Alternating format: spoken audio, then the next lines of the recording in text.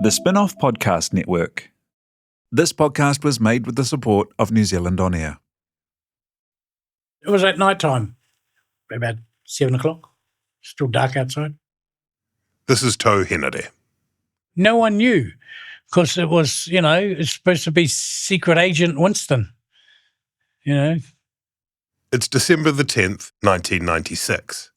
Henare is a New Zealand First MP, but at this point he's also playing messenger, carrying the most important political cargo of the year, the letter to the office of the party leader that has been chosen by Winston Peters and New Zealand First to helm the first MMP government. If only he can work out where to go. Never been there, bro. How do you get up there? I got there and I could see them through the window. Oh, well, fucking let me in. Fucking do this shit outside. Excuse my language. It's a fitting climax to the helter-skelter story of electoral reform in New Zealand. Recent years had witnessed vast economic and social reforms enacted at blistering pace. But in these wild years, it's not enough. We've also decided to tear up the plumbing of our democracy. How did New Zealand get to that point? What will it do to our politics? And will Tau Henare deliver his letter on time? Kia ora tātou, I'm Toby Manhire and this is Juggernaut, the story of the fourth national government. They flung everything at it and the people said no. They had betrayed the people. What could be the most major constitutional change in New Zealand's history. It represents not a voice of resentment, but a scream of resentment. Compromise, corruption and chaos. It was the death zone, political death zone.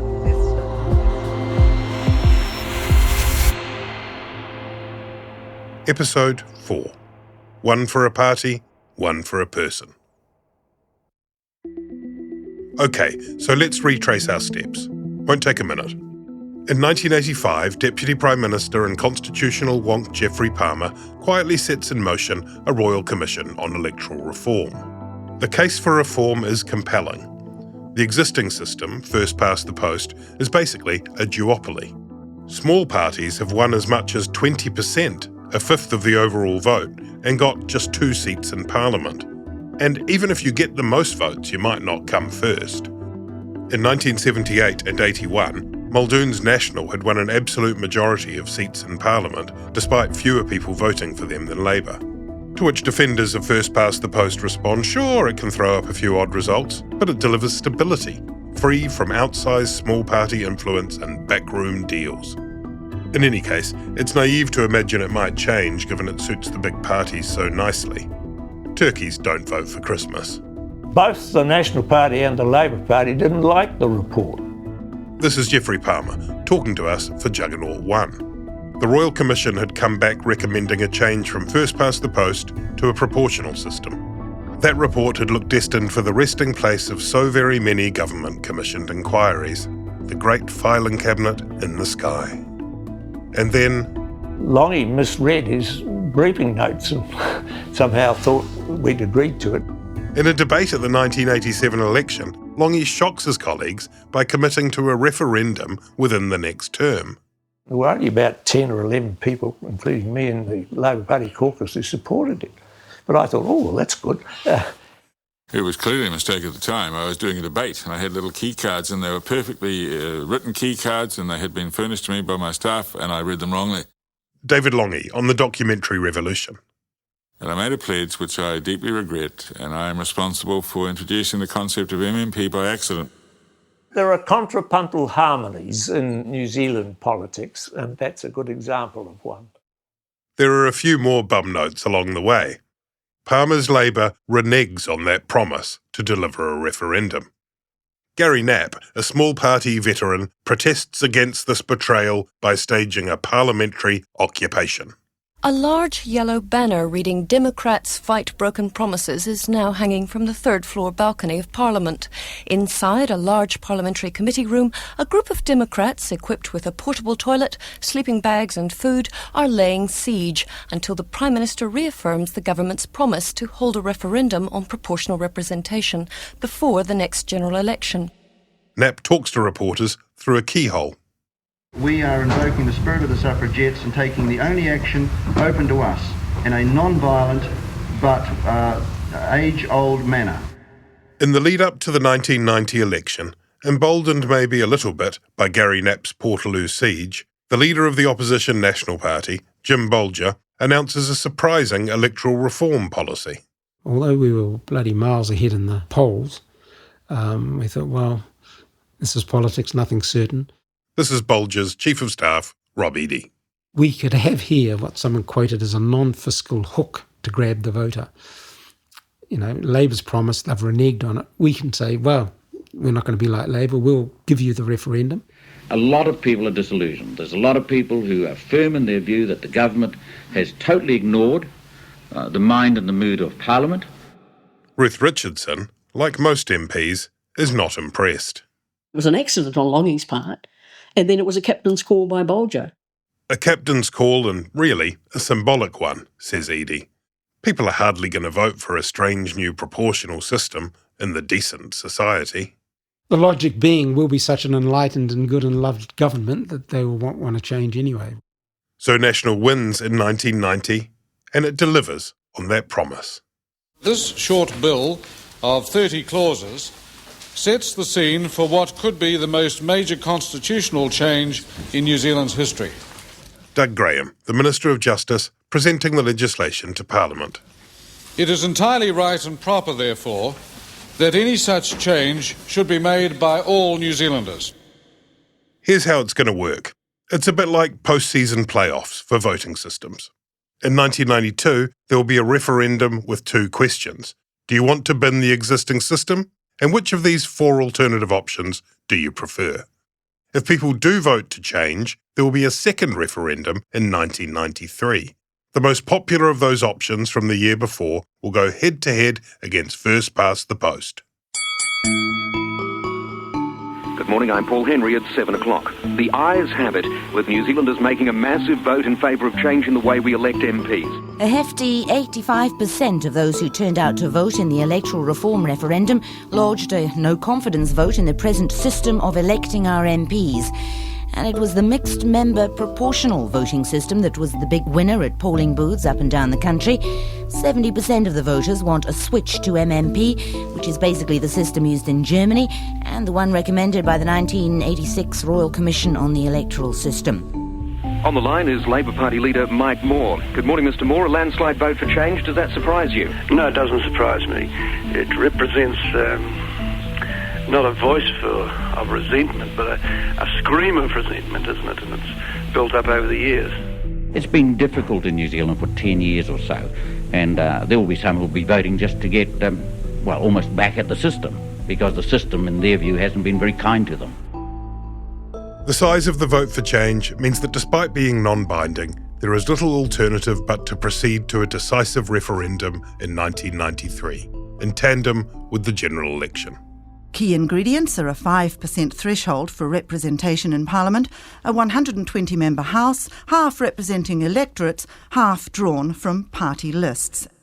Despite the overwhelming margin, the 1992 referendum hadn't quite caught the nation's imagination. Turnout had been under 50%.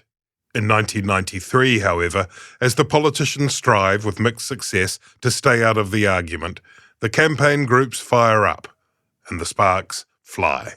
In one corner is the Electoral Reform Coalition, 7 years old, with 800 members, an estimated total budget of under $50,000 and a passionate commitment to a system they say would improve representation for minorities. In the other corner is the Campaign for Better Government, 2 months old, with about 1,000 supporters, an unannounced budget and a belief that MMP would give voters less control, not more. Spokesperson for the pro-MMP group is Rod Donald, who will later become co-leader of the Green Party. We'll be doing our very best to present the benefits of MMP, and as part of that, we will, of course, be pointing out what we see are the major flaws in the present system. The most prominent figure on the other side is Peter Shirtcliffe, chairman of Telecom. He tells one reporter he plans to run the campaign like a war. I think the party list basis of MMP is frighteningly dangerous and very undemocratic. That will give rise, of course, as you move into coalitions and so on, to backroom dealing, and we won't be privy to that either. And those two things in turn will lead to what I call the 3 C's: compromise, corruption and chaos. I think a lot of people in the business community didn't really understand the implications of MMP last year. It's now really coming home to them that their privileged access to power is really going to be threatened with what I see as a move to a more democratic system. The Advertising Standards Complaints Board has upheld several complaints on the fairness of ads. Both sides have been hauled over the coals for misusing Italy as an example of the impact of proportional representation. The Reject MMP campaign attracts further complaints over ads that conjure up a clockwork orange. Zombified figures in straitjackets, babies weeping, and suited men with paper bags over their heads lined up in a windswept, post-apocalyptic hellscape. In these advertisements, we are running symbols.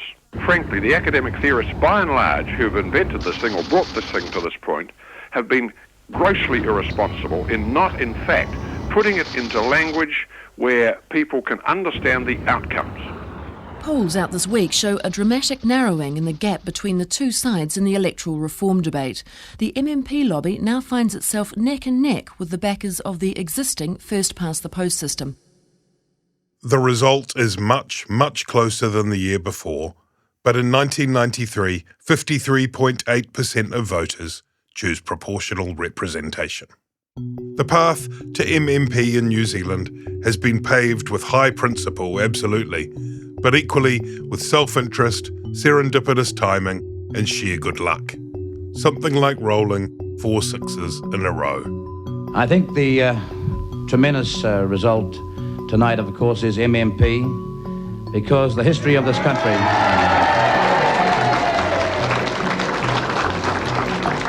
They flung everything at it, and the people said no. And then 3 years of mayhem started.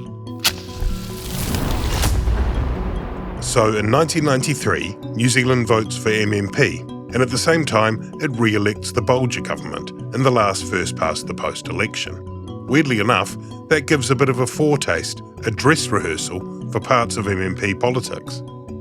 The national government has been returned to office by the narrowest of margins, a 1-seat majority. Before long, that majority is tested in the electorate of Selwyn. Ruth Richardson has been denied another go in finance, and she's out of there. By-election time. It really does provide the government with an opportunity to re-establish its mandate, and I'm confident that that's what the by-election will demonstrate. There will be a lot of speculation if we lose, because that does make the political process more unstable. And of course the voters in Selwyn would know this as well. I mean, the voters in Selwyn have a unique responsibility that most by-elections don't impose. In a strange echo of Tamaki, another by-election that had been triggered by a departing big national beast, the greatest pressure is in fact felt by the Labour Party. It's very clear that the Labour vote is collapsing and moving to the Alliance. I don't know whether that's tactical or not. And that does put the National Party at risk. I'm very proud and humbled to have been given the job by Selwyn, and I'll start work tomorrow. That's David Carter, fresh from winning just over 40% in the by-election. He's just ahead of the Alliance candidate, John Wright, who takes 40%. I actually feel as though we're a party that's boom on the move. And that's Marion Street, putting on a brave face after finishing third for Labour. A disastrous, distant third. Labour's share of the vote in Selwyn dropped from about 38% to 10%, and other political parties sought to portray that as the beginning of the end for the Labour Party. Labour has experienced an earthquake-like shift in its support base. After 6 hours of discussion at the caucus meeting, an obviously tired but relieved Helen Clark explained that MPs had recommitted themselves to the Labour cause. I believe people left the meeting with a real determination to put the nonsense and the sniping behind us and move on positively to promote the traditional Labour message. In the months after the Selwyn by-election, Labour remains in polling hell. One poll puts the party on 14%. Helen Clark, as preferred Prime Minister, rates 2%. Helen Clark says there's no question of her giving up the leader's job in the face of one poor poll. Well, polls go up and polls come down, and polls go up and polls come down, and we've been through a bit of that cycle as different events have unfolded. Yes, it was the death zone, political death zone of 2%. And it takes some coming back from the political death zone. But in the end, if you stand your ground and there's no obvious alternative, people start to focus on the fact that you need support, not undermining. You must have at some point thought about whether or not you would chuck it in when you hit 2%, though. Sure, but in the end, what was the alternative? More destabilisation of Labour, more factionalism, more unhappiness. The hostility between Labour and the Alliance deepens. Helen Clark is telling us that we're not ready to govern. Helen Clark is telling us that we're irresponsible and immature. Helen Clark is telling us that we should just let them govern and give them our vote when instructed. Now, this has raised the hackles somewhat of many of the people in the Alliance. Clark and Anderton had once been thick as thieves. Here's Anderton in 1994. I would have gone to my death on the basis that Helen Clark would be staunch against the Rogernomics program and so on. But in 1986, in terms of progress in Parliament, Helen Clark said, I haven't come all this way to go down in a hail of bullets with Jim Anderton. In other words, cabinet advancement. That's the sort of thing that gives you pause. And you say, I thought I had a friend, but what I had was somebody who was a friend while it was fashionable. Obviously, I didn't see it that way. It was always very hard under the old electoral system, which was what we had, for new parties to come through. And setting up a new party was, in effect, to consign yourself to the political wilderness.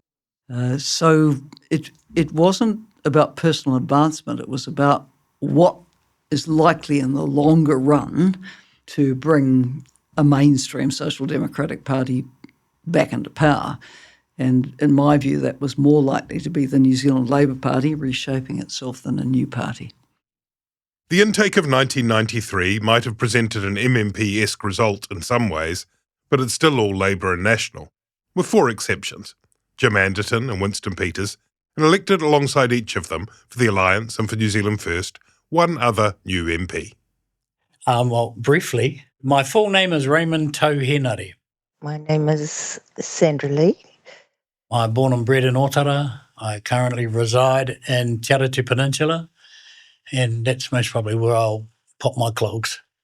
I'm, for my sins, a retired politician, a proud Pautini Ngati Waiwai Ngai Tahu woman, and a grandmother and great-grandmother to many.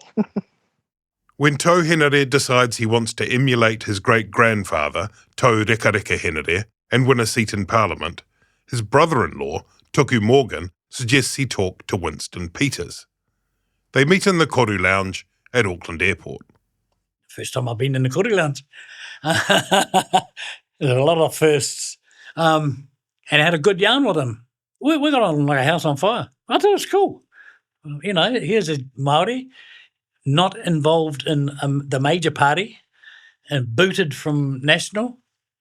I actually thought he was cool. My old man, when he was alive, always told me, be careful of Winston.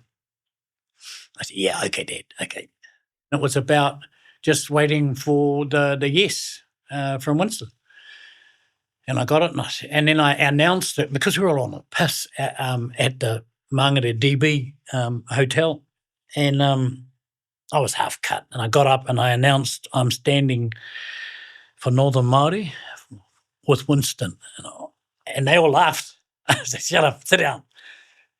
But it was that's what happened. New Zealand First candidate Tau Henare has been confirmed as the new MP for Northern Māori. In a 3-horse race with Bruce Gregory of Labour and the Alliance's Maturata, Henare wins by just over 400 votes. What got me across the line was Winston, because he was young, he was still young, he was remembered, and people wanted a circuit breaker. At the same time, Sandra Lee has pulled off an extraordinary boil-over victory in the high-profile seat of Auckland Central. Sandra Lee wrested the Auckland Central seat from Labour's Richard Prebble, who's held it for 18 years. My win of Auckland Central was as much about a vote against Prebble and his policies as it was a vote for me and the Alliance. A poll had been taken some months before on whether or not New Zealanders trusted their politicians. And the poll showed that only 4% of New Zealanders trusted politicians at that time. I used it again and again and again during the campaign for Auckland Central because that position of New Zealanders who found their politicians and political leaders so untrustworthy at that time was in no small part driven by the decisions of people like Douglas and Prebble. They were haughty, arrogant and dictatorial. They'd leave Muldoon for dead. And Bolger and Richardson were no different. She says she feels a sense of pride in becoming the country's first Māori woman to win a general seat. I didn't see it as any kind of great breaking of a glass ceiling. I saw it more as an indictment on our electoral system, given how highly political our wahine Māori have been through all of the generations. The battles they've fought, the stances they've taken. So really, I'm the first, holy heck.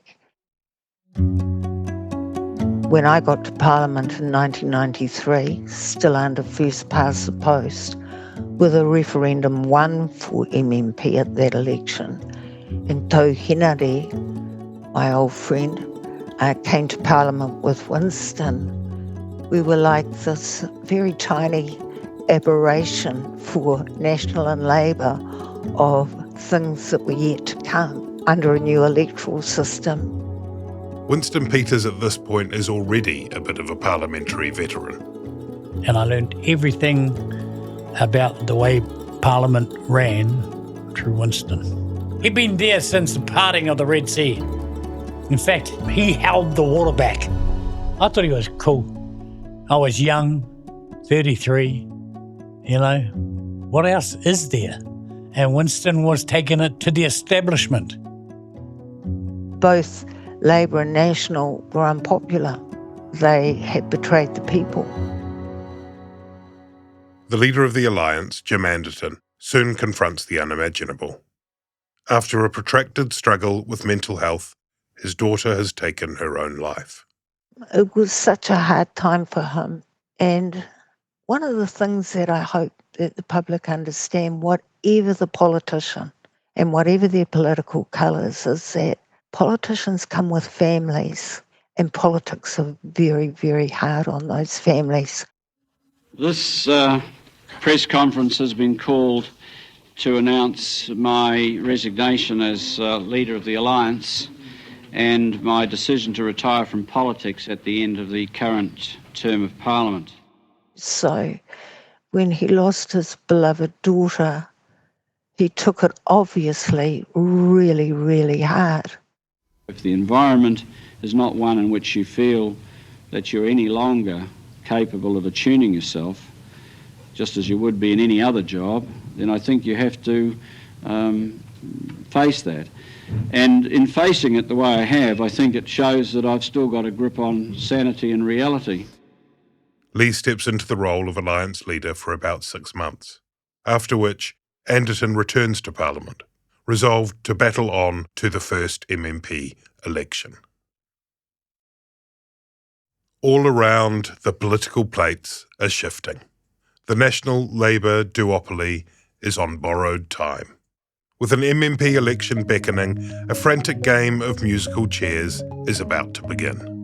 The two major parties cannot find electorate seats for all their existing members of Parliament that they can win. They just physically don't exist. Rock wasn't the first choice of name for Ross Morant's new party. He initially liked the idea of calling it Conservative, but that name's already been taken, a sign of the splintering on the right as MPs reposition themselves for the new political climate. The first National MP to break is Ross Morant, best known as a former member of the Red Squad during the Springbok tour of 1981. He founds the Right of Centre Party, ROC. This is not a poodle of the National Party. This party does have its own mind, its own heart and its own soul. Bolger brings Rocky Morant into coalition. the first formal coalition since 1935 and a sign of things to come. We've got an extraordinary circumstance here. You've got ROC, you're going to have LOC, which is going to be left of centre, and you're going to have FROC, which is far right of centre. And I almost invites the suggestion that Barney Rubble will be the next Prime Minister.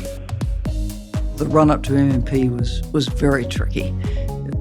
Parties were fracturing, new parties were forming, people were coming and going. It was fairly chaotic, actually.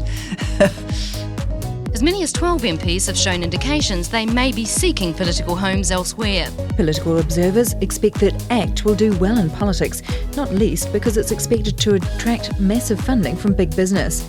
Well, I think we've got more than just money.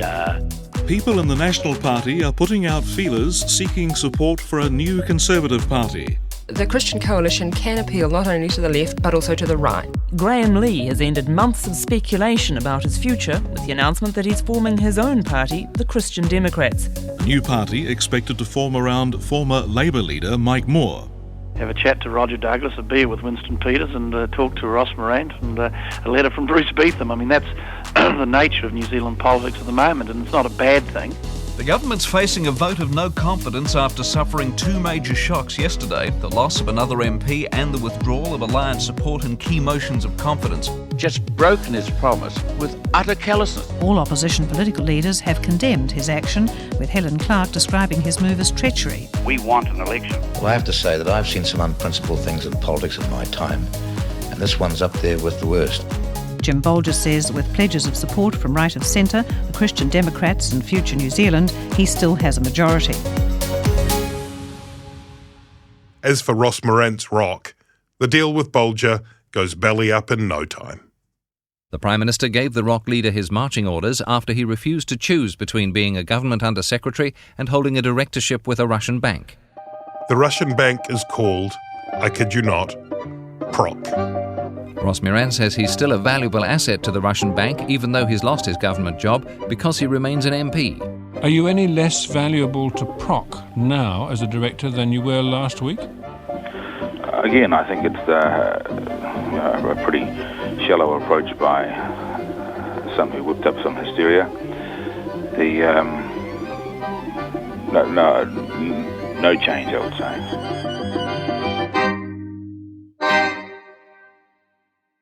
After the 93 election, a number of the people who had been on my campaign team came and sat in this very room and actually said we can set up our own organisation, our own party, and so that's how it all began. Another of the early movers in the brave new MMP world is Peter Dunn. A survivor of the Rogernomics years in Labour, he starts seriously thinking what's next after the 93 election. He's approached by Bolger staffer and former All Black David Kirk. We had a discussion at Kirk's house in Grant Road, Wadestown. There were no commitments given, none sought, but just an exploratory discussion about what might happen. Not long after that, with National's one-seat majority looking brittle, Dunn goes public. The Labour Party was having one of these caucus retreats that was perennially prone to in Nelson, and I slipped away unnoticed on the Friday afternoon and came back to Wellington and put out a press statement to the effect that given that the country had voted for MMP in 1993, the next election had to be an MMP one, in my view. The guts of it was, I would not vote to bring a government down to cause another first-past-the-post election.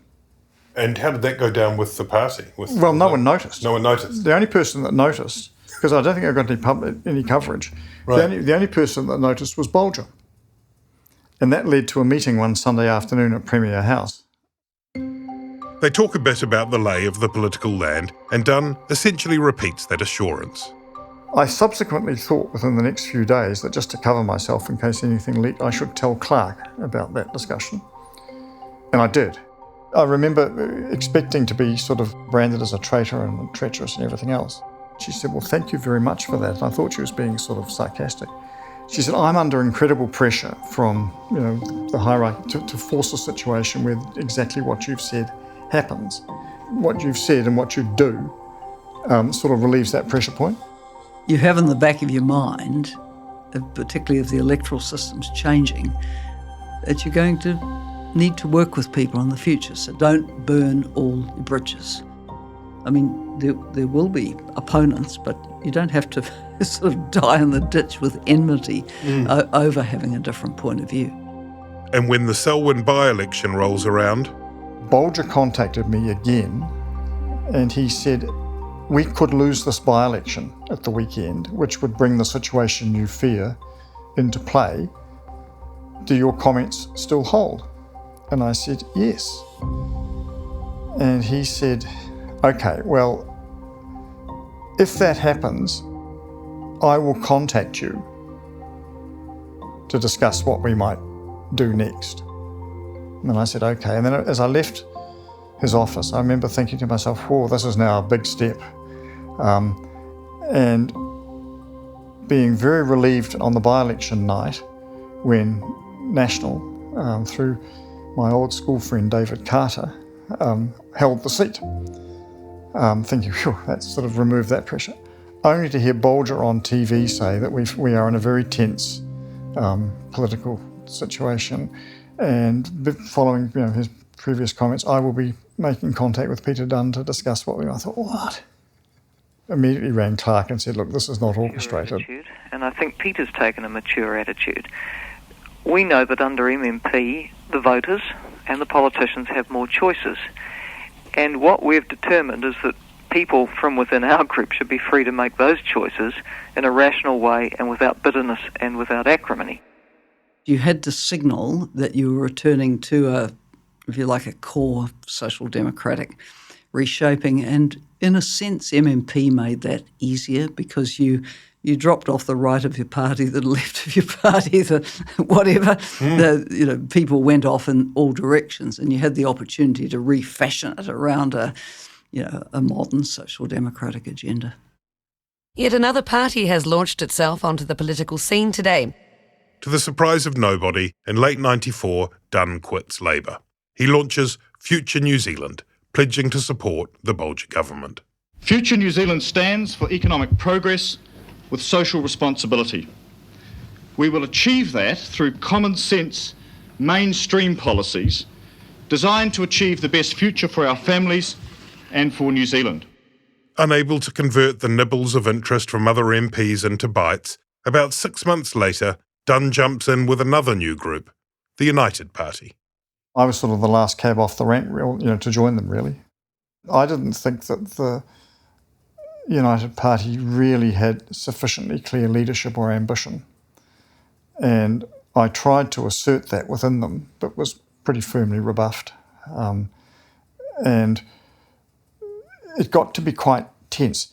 Bolger needs United to keep governing, and Dunn gets a seat in cabinet. It was a funny time between 93 and 96. It was almost like everybody was looking for a plan B. It was a period, I think, of intense political selfishness from most people. Michael Laws had been working for the National Party since the middle of the 80s.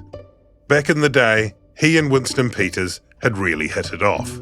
He said to me, Laws, you put me on the front page of the newspaper, or more expressly, you put me on TV news, and I'll make you. I'll give you a reputation and you can go anywhere you want. So that was the devil's deal, the Faustian bargain.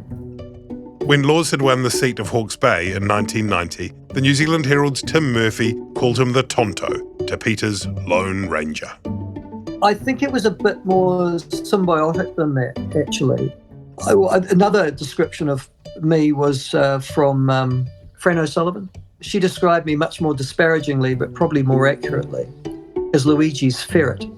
Luigi, or Winston, lives up to his reputation. 3 o'clock in the morning, he's still going. I'm just a wreck. 7 o'clock in the morning, he's got a newly minted white iron shirt. He's in a new suit. He looks like he's had 10 hours of sleep and gone for a jog as well. He's pristine. And everybody else, including, me, who was quite fit at the time, would just be, but bang, he is there. Still got that remarkable constitution into his 80s now. I don't know how he does it. It was just sheer, absolutely unadulterated, puckish, good fun. Halfway through the 93 term, Michael Laws remains, despite everything, a member of the National Caucus. but his feet are itchy. He and Mike Moore and a handful of other disenchanted MPs meet up for regular breakfasts to discuss something new. I was dedicated at the time to the idea of having a centre party that was never out of power. So I started those conversations with Mike Moore, and we started to put together what we called the Democratic Coalition, based very much on the German model. We did an awful lot of polling at that time, and we found that with Mike Moore as leader, and this is independent of Winston, that the Democratic Coalition would get about 7 or 8% of the vote. And that was enough. In my view, that was good. But Moore was devastated. His aim, if he was going to lead a new party, was to be the new Labour, was to be bigger than Labour. Not even the Prime Minister's encouragement can nudge Moore across the line. He came up with Jim Bolger, and Jim was really encouraging him to do this because that was another possible, centrist coalition partner. And again, Mike, like I said, I want to get out of these bastards who've treated me badly, and then I can't do it, Jim. I'm too tribal, I'm too Labour, I just can't do it. And then he'd bang off again in some other direction. And so for Laws, it's back into the embrace of Winston. The next best cab off the rank was New Zealand First. And they were very generously found a role for all of us at the end of the day. Here he is in 1996, defending his leader after Bolger has accused him of racism. I'd be the only person in New Zealand who's worked for both men. And if there's one thing I know about Jim Bolger is that he has a personality problem about Winston Peters. There's a strong hint of paranoia about in the Prime Minister's comments about Winston. And I guess that paranoia is first intensely personal. And then also secondly, it's probably because immigration policy is an area where the government is under some pressure. But within 2 months of joining New Zealand First, Laws resigns from Parliament. Michael Laws has resigned both from New Zealand First and from the Napier City Council. Ah, yes, he's also on the Napier City Council. It's a convoluted scandal, but one with an excellent title, the Antoinette Beck Affair, named after a person invented by Laws to sign off on some polling in Napier so that his secretary didn't have to. He ends up withholding information from Parliament and falls on his sword. People make mistakes in politics all the time. They mislead people all the time. I've joined a party that's got very high levels of accountability and integrity. And I've made speeches also about the need for politicians to be accountable for their mistakes and errors. And I'm accountable for these. I've been in a lot of political fights. This has been the toughest day of my political life. Laws is back with New Zealand First a few weeks later, working behind the scenes on the party's election manifesto, but his parliamentary career is over. It's never the crime that kills you, it's the cover-up. So I always say now to my children, having learned this, for God's sake, when you fuck up, fess up straight away and apologise. And even atone. You've got to atone as well. You don't just apologise, you've got to put yourself through something. Because it gets worse down the line if you don't. So I've been a very good object lesson to my children over the years. He got caught. He got caught being a bullshit artist. But then again, we all bullshit, and especially in Parliament. Over in the opposition, there's no chance to bathe in schadenfreude. In May 1996, a caucus delegation sets out to confront Helen Clark. This is a real pantheon of senior MPs: Michael Cullen, Annette King, Phil Goff, Koro Wetere. On the agenda, a change in leader. The whip, Jonathan Hunt, has got wind of the challenge, so Clark knows what is about to happen. So I was ready, and the whip was with me, and the job of the whip is to be loyal to the leader. And I received the delegation, all long-term and good colleagues, heard them out and said, if you want me to go down to the caucus room and move a motion for a ballot. I went down to the caucus room, an hour or so later, and a motion was never moved, and it was as if the meeting hadn't happened. I think it was the making of me, actually, staring down that defeat, calling it out, saying, I'm giving it everything I've got, calling on people to get in behind me. And then, suddenly, the term is up. And it's time for the first MMP election campaign. One for a party, one for a person. One for a party, one for a person. What are you doing, Walt? Practising, one for a person. Practising what? MMP. The Electoral Commission runs a foot-rot flats education campaign. You may not realise it, but I'm able to make 2 votes this election. One for a party and one for a person. It's a great responsibility and I don't want to muck it up. Good thinking, Walt. I might do that myself. This is a critical election, and it's critical because the years of division have taken their toll on our community. In the next 4 weeks, remember this. If you want to get rid of National, then only one party can do that, and that party is New Zealand First.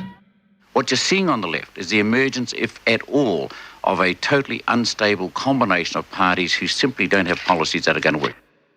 Bolger boasts of budget surpluses and an economy on the up. It's not an economy that's working for everyone, though. Social welfare figures show 40,000 food parcels are handed out by food banks every month, and there was an explosion in demand for the food banks after the 1991 benefit cuts. I would ask him this: if we haven't got poverty in New Zealand, why have we got outbreaks of scurvy and rickets at schools? Why have we got outbreaks of meningitis?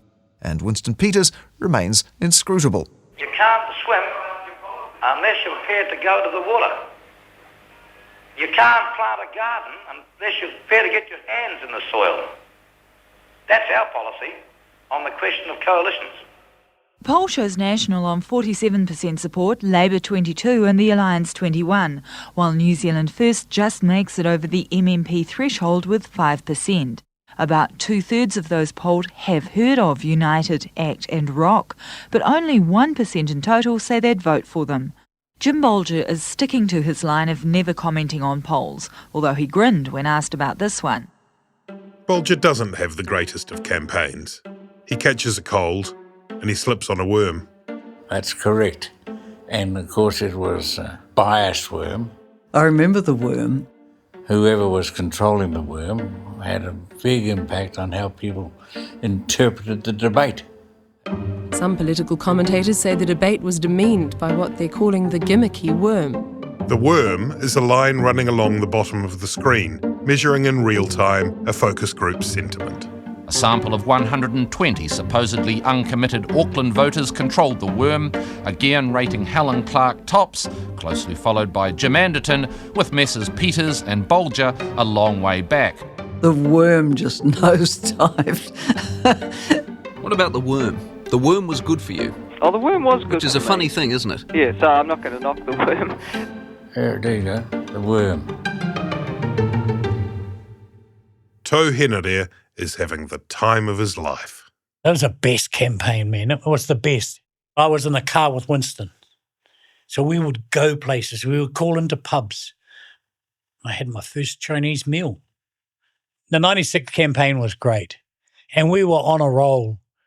He's been busy marshalling candidates for the Māori seats, where New Zealand First is building support. Everything is going swimmingly, until he says the quiet bit out loud. I was at West Auckland, and I got up and I said, now listen.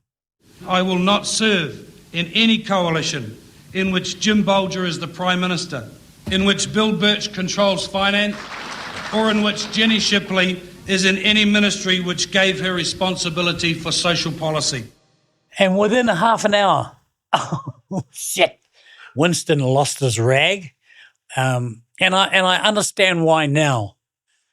I understood quite soon after he rang. I was still fucking standing outside. My breath was still hot. Bro, he was livid. I said, we're not here to put these pricks back in power. He said, we don't talk about that. Not yet. It's after the election, and it's one thing that I will take my hat off to Winston, is that he really believes that the deals come after the election. You leave it up to the public. Anyway, I had to not only eat rats, it was like the train to Busan, you know. Welcome to MMP. In Ohariu, National has decided not to stand a candidate against Peter Dunn. Winston Peters has labelled National as a party of expediency merchants. Is it a done, no pun intended, deal? It certainly has been sorted out quite some time ago. The idea is that Peter Dunne will bring in a clutch of United MPs even if the party doesn't hit the 5% threshold. But United is barely registering in polls at all. There's no one to cling to any coattails. I think Bolger by then had realised that United wasn't going to deliver what he wanted, so he would do the next best thing in the next electorate. He couldn't pull his candidate, but he could shaft him. Yeah, that was quite dramatic. The great MMP defenestration of 1996 is memorialised in Tony Sartorius's fly-on-the-wall film Campaign. Richard Prebble, now the leader of ACT, has swapped Auckland Central for Wellington Central, and he's running the young national candidate Mark Thomas pretty close. The PM apparently has made a comment on TV3 about strategic voting in Wellington Central, which I need to just clarify. Hi, did you see it? Tell me exactly what he said. This is Mark Thomas in Campaign. He's just got off the phone with a journalist who's confirmed that National's Brains Trust has decided to send a message to voters in the electorate. You'll help us by voting for Prebble. Thanks, bye-bye. Fucking prick. Let's go. Well, it's gone from kneecapping to full frontal assaults, let me tell you. Hello, it's Mark. Oh, kia ora, Mark. It's Toby here. Toby Manhai. Toby, how are you? Do you mind me asking you about those dramas of 3 decades ago again? That's fine. Not for the first time, Mark Thomas, who these days is a director of the Committee for Auckland, is getting a call about his MMP cameo as the sacrificial lamb of 1996. There were lots of other casualties in terms of course, of lots of MPs, of course, who lost their seats for all manner of reasons. But sure, I mean, it was a relatively public way of us kind of changing that system, just because it started, I suppose, what took a few years, a process for parties in particular to think about this issue of strategic voting and how they basically built coalitions. So I suppose that was the first bloodletting of a sense. I thought that was pretty bloody harsh, and particularly the way he found out about it. It was a bit grim. Yeah. The exigencies of politics, some harsh actions are taken. Prebble does win Wellington Central, but the implied endorsement is academic. ACT passes the threshold anyway. Kia ora tātou. Welcome to Morning Report for the morning after. And if you went to bed before it finished, this is how the numbers look. And they're interesting. National 44, Labour 37, New Zealand First 17, the Alliance 13, ACT 8, United 1. At least that's how it looks this morning, but there are some slim margins. That mix doesn't sound wildly unusual to those of us accustomed to MMP. But at this point, it's a real novelty. New Zealand First has swept all 5 Māori seats, and it holds the balance of power. For Labour to govern, it will need the backing of both New Zealand First and the Alliance. But there's a good bit of optimism around all the same. A regional edition of Time magazine puts Helen Clark on the front page with the cover line, Prime Minister in Waiting. That was somewhat precipitate, obviously. But Labour is in the game. When you added up the Alliance, New Zealand First and Labour, there was an alternative to a national-led government. So there was everything to pay for. Included in New Zealand First negotiation team are Winston's brother, Wayne Peters, Tau Henare, and the party president, Doug Woollerton. Labour's includes Clark and senior figures like Michael Cullen, with Mike Moore as a back channel to Winston. For National, Bolger's team includes Bill Birch and Jenny Shipley. The caucus insisted that I be part of that team. And Jim most certainly facilitated that fascinating process. We were making the rules as we went. He would conduct negotiations, Peters, with Labour in the morning, us in the afternoon, or vice versa. And it was torturous.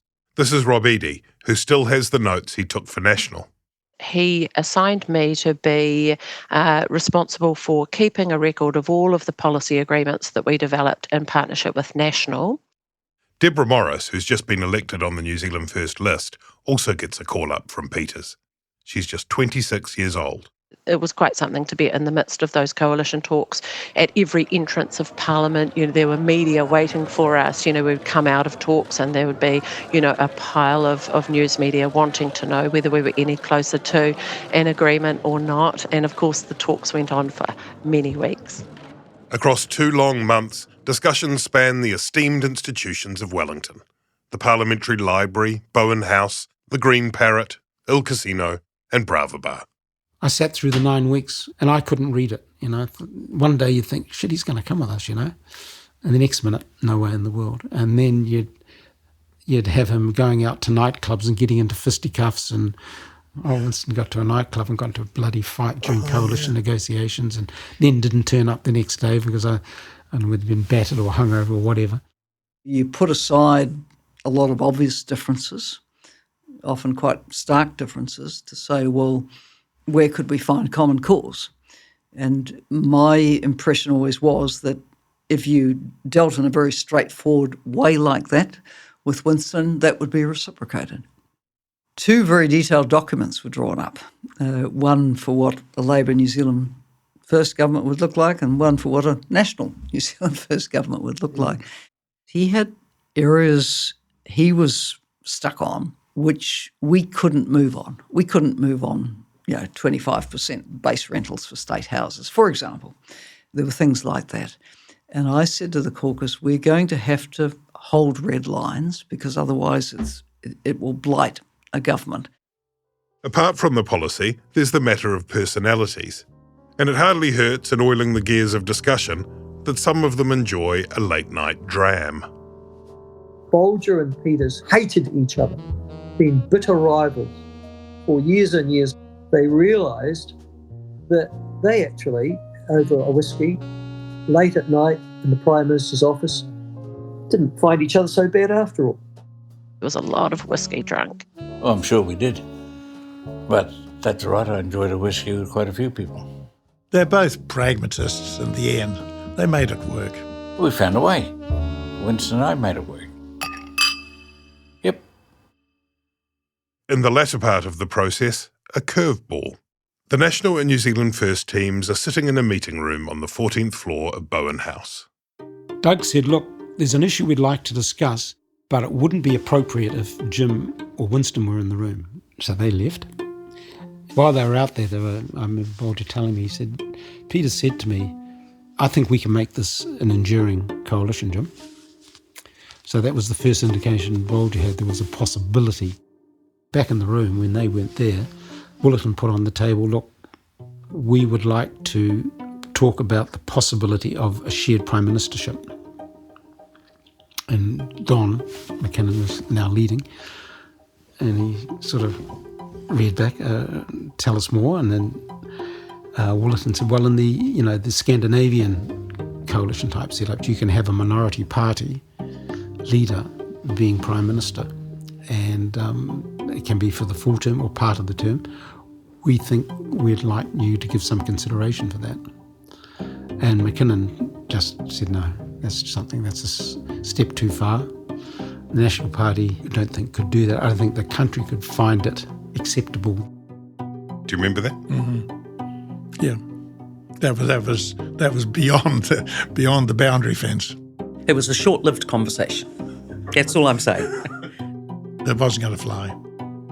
A similar idea is floated with the Labour team.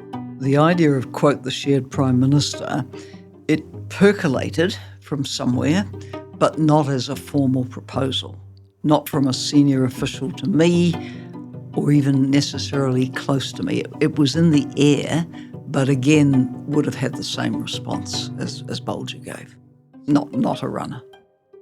The House is being called next week, and by then New Zealand First must have made its decision. If it hasn't, it's a total mess. A few days later, after almost 9 weeks of talks, New Zealand First's 17 MPs gather. Here's Deborah Morris. John Delamere and I each took turns at presenting the respective policy platforms that we'd agreed with each of the parties. And so there was a lot of detailed policy discussion that day. I didn't realise that also at that time, negotiations were actually continuing outside of the caucus room, around the numbers of ministers and that kind of thing. The divvying of the spoils was left till last. A shared prime ministership had been a bridge too far, but there is another innovation on the cards. Winston Peters wants the top finance job. That was the one thing they did really have to negotiate rather strongly on, because Winston wanted finance. He saw that as the pivotal thing, and National thought as the lead party of government, you couldn't concede absolute control of that key portfolio to a minority party. That was just too much. So they came up with the Aussie formula. We didn't have a treasurer position in those days, and I was the closest thing to the treasurer, which was the Minister of Finance. However, the Australians do have a treasurer and a Minister of Finance. So we conceded that we could run the same sort of system. This is Bill Birch. And although he's the senior of the two ministers, and he presented the budget, we agreed that I should draw the budgets. And that was the key thing for us, who was in charge of fiscal policy. The discussion was over. We were at a point where we had to choose. Tau Henare. The caucus was together and it was split. Honestly, it was split. And so Winston had enough as well, and we get to a place where the decision is going to be made. And then I say, hang on, I need to go and make a phone call. I went and talked to Clark, Helen Clark, on the phone. And I asked her, and bless her, she took the call. And I said, is there a job in there as treasurer for the boss? Henare has spoken already with the other Māori MPs. And I said to Rana and Tuku and Tuariki, if she says yes, we'll go with them. If she says no, we'll go in the other way. Yeah, and I said no. I was very conscious that markets tend to judge Labour more harshly on economic policy than they do national. And I felt that if Winston took that key finance portfolio, we would run into considerable difficulty with market perceptions, what happened to the economy, interest rates, credit agency ratings and so on. As Rob Eaddy recalls it, there is one final sticking point. Bolger had accused Winston of being a racist, particularly over Asian immigration, things like that. I think everybody knows what Mr. Peters is seeking to do. The innuendos are sometimes covering up what he is doing, which is simply a racist attack on recent Asian migrants. And Winston's many things. He'll play the race card, but he's not racist. He'd be the least racist person I can think of in many ways. But he took that personally, and that was an affront to him, and that had to be resolved before an agreement was signed on the last night. Still haven't heard back from Winston Peters, by the way. Would love to have you on the podcast, Minister. Hope springs eternal, and so does the Scotch, if that would help at all. Good evening, it's Neil Billington again. We are awaiting word, it's expected soon from Parliament, that New Zealand First leader Winston Peters is about to make an announcement about whether or not a government has been formed. It's just after 7:40 p.m. The whole process was pretty watertight right until the last minute. I've just had a note to say that Winston Peters has arrived, but he's taken a stop at a restroom. He'll be here any minute, Neil, so the tension's mounting, I'll tell you. Yes, it's not quite a theatrical entrance, but certainly it is. There's certainly a lot of leaping around and dashing up and down the corridors, but obviously we're a few minutes away yet from the grand entrance. Yes, even great men can be affected by nerves on these occasions. Tau Henare has been dispatched by New Zealand First to the Prime Minister's office. I had been given a letter to take to the Nats. You must take this to the beehive. I said, where the fuck is it? How do you get up there? So I go up in the lift to the 9th floor, or wherever it was, where Bolger's office was. Winston Peters is coming into the Beehive Theaterette crushed by television cameras, by the media, by a crowd of reporters. I got there and I could see them through the window. I saw Bolger and McKinnon. And they were going, oh, well, fucking let me in. Excuse my language. I gave him the thumbs up. And I'd never seen Bolger jump so high. And McKinnon thought it was the greatest thing since Santa was invented. Toe came in with a letter from Winston to agree to the coalition, which of course was a great relief, because you may anticipate something happening. Until it actually happens, you don't have a firm basis. Our responsibility has been to seek a coalition government that will deliver sustainable economic growth and a progressive social policy. And as the only true centre party in New Zealand politics... Michael Laws is with us. Good morning. Hi. Did you write the speech? Oh, I had a small input into it. It was a good speech. I wrote the whole speech. Yeah, I wrote the speech. Winston rang me up and said, "Can you write the speech?" And I said, "I'd be delighted to." And I said, "Who have you chosen?" And he said, "I've chosen the only choice that I could make." He didn't tell me specifically, and I knew what he meant by that. And he said, "The only thing, Laws, is that I want the announcement in the last sentence." And he said, "Otherwise, go for your life." Given all of the above issues and interests, the detailed policy agreements, and the wish of the New Zealand people for a secure government, economic stability, and now new social policy initiatives, the New Zealand First Caucus and Executive Council have chosen this afternoon, by a massive consensus, to form a coalition government with the National Party until the next election in 1999. Doug Willerton has been sent with the other letter to Labour, but encounters several locked doors on the way to their offices. Moments after Winston Peters had finished with his announcement, New Zealand First Party President Doug Willerton arrived, tried to get in the door, couldn't get in. So by the time he got all the way into where Clark was, fucking news had broken and it was all over the TV. So it made it look like we snubbed Clark, and we should have been a bit more careful about the way we did it. I don't think among those of us who'd been involved in talks in the room there was any great surprise. But, of course, political parties exist to, contest power. They want to win, and the thought that there's going to be another 3 years. I mean, 9 years in opposition really is penance, and it's, I've been through it and know what penance it is. The new Bolger-Peters administration has been confirmed, with the coalition leaders committing their parties in a signing ceremony at Parliament. 2 late-minute hiccups delayed the ceremony when a New Zealand First photocopier broke down, and then National Party President Jeff Thomson couldn't be found. It signals a new beginning in New Zealand politics, and it's one that excites me tremendously. We are pleased to have completed this and to do what is the responsible thing, prepare for the next 3 years of economic and social stability in our country. New Zealand First's won concessions including the broadening of the inflation target, the scrapping of the fiscal envelope, and increased spending and some restructuring in health and education, with details still to come. It did not get its compulsory superannuation savings policy through, but the compromise is a referendum on the issue.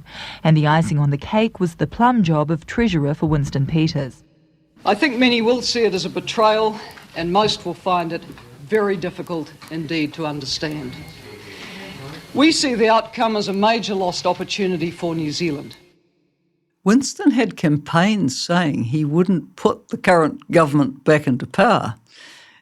And the way he then explained the decision was to say, well, I didn't. It's a different government. So this was dancing on the head of the pin. Tauranga's Grey Power slating Winston Peters for going with National, predicting a number of local pensioners will pull out of New Zealand First. I call him a traitor to the New Zealand public, yes. Everything he said in the election time, he has done away with. Unfortunately, I have to say that the election campaign from New Zealand First point of view was a fraud.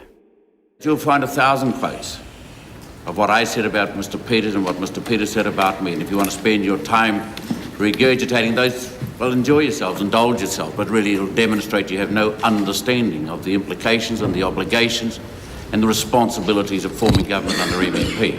So it's entirely up to you what nonsense you write. I guess you'll write what you like. I'm going to have a real hard time selling this. This is Tu Wiley. He's just been elected for New Zealand First in Te Tai Tonga. after a campaign spent largely condemning the national government. And how can you sell it? I don't know. I'm going to give it my best shot, and if I'm going to sell it on the basis of coming up with results, with outcomes, and if the outcomes aren't good enough, then I expect people to be saying to me in 3 years, you better look for a new job. So we said to each other, not long after we just signed our death warrants, boys, make hay while the sun shines, because we ain't coming back. Across the course of the term from 93 to 96, as politicians and voters have grappled with the newfangled challenges of MMP, another unlikely storyline is unfurling: treaty settlements. Against any number of odds, and against the groundswell within the National Party itself, the Crown and iwi are seeking to find some remedy for injustices spanning more than 150 years. In the next episode, we dive into all that, how it happened, what it does to politics, and what it means for New Zealand. Today, the tears you shed are no longer tears of sorrow for past suffering, but tears of joy for the new tomorrow. You can't just come to Cabinet and, say, please write me a cheque for $1 billion. This is the platform on which we've got to build the new millennium. Anathema to the Maori people. Two chiefs, to use their terminology, would have to resolve this. That's next on Juggernaut 2, the story of the fourth national government.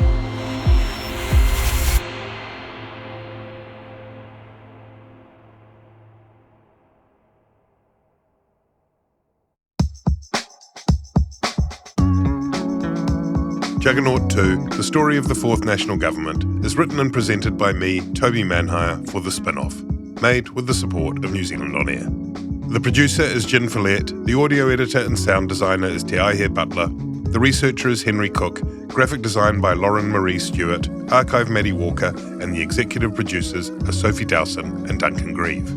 Archival audio from this episode is from Ngā Taonga Sound and Vision and Tony Sartorius.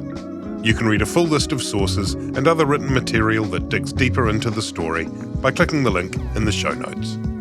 Thanks to Amber Easby, Mad Chapman, Anna Rafferty Connell, Isaiah Tour, Ben Fagan, Liam Ratana, and everyone at The Spin-Off. To Steve Russell and the Public Good.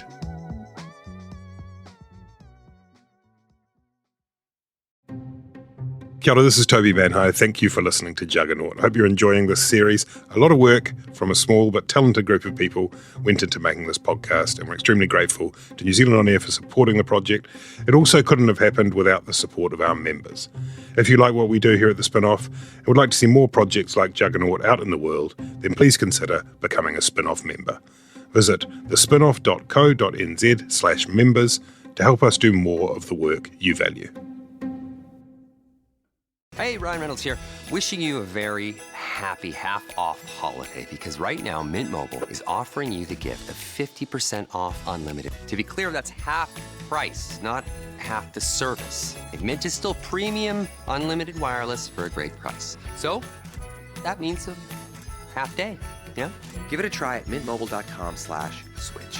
Upfront payment of $45 for 3-month plan, equivalent to $15 per month required. New customer offer for first 3 months only. Speed slow after 35 gigabytes if network's busy. Taxes and fees extra. See mintmobile.com. The Spin-Off Podcast Network.